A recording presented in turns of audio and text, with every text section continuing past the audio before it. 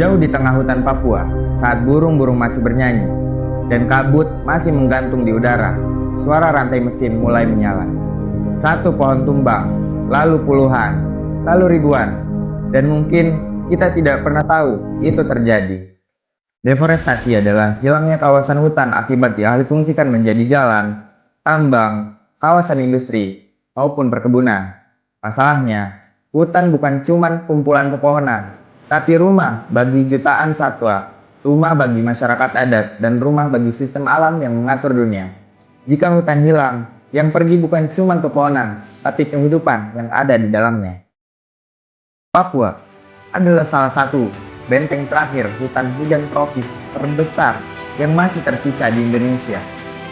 Di sini hidup ribuan spesies tumbuhan maupun satwa. Banyak yang bahkan tidak kita temukan di tempat lain di bumi. Namun dalam beberapa tahun terakhir, tekanan terhadap hutan Papua terus meningkat. Data menunjukkan hingga saat ini tahun 2026, hutan Papua terus mengalami penurunan luas hingga 77.678 hektar hutan. Di balik hamparan hijau yang terlihat abadi, ada bentang alam yang kian berubah. Pemerintah mempunyai sebuah program yang disebut Proyek Strategis Nasional atau PSN. Tujuannya jelas, untuk memperkuat ekonomi, mendukung pembangunan, dan mendukung ketahanan pangan dan juga energi.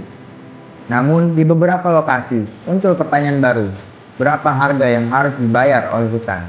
Salah satunya adalah di Merauke, Papua Selatan. Proyek pangan dan energi mendorong pembukaan lahan secara masif.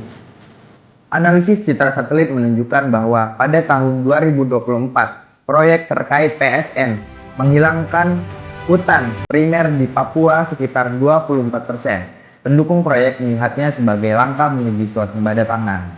Namun, banyak peneliti, aktivis lingkungan, dan masyarakat adat mengingatkan bahwa pembangunan tidak boleh mengorbankan ekosistem yang tidak tergantikan. Kadang kita berpikir bahwa hutan Papua terlalu jauh untuk memengaruhi hidup kita. Padahal, udara yang kita hirup, iklim yang kita rasakan, dan masa depan yang kita wariskan, semua terhubung dengan tempat ini. Pertanyaannya bukan lagi apakah pembangunan harus terjadi, tetapi apakah kita mampu untuk membangun tanpa menghabiskan sesuatu yang tidak bisa kita kembalikan.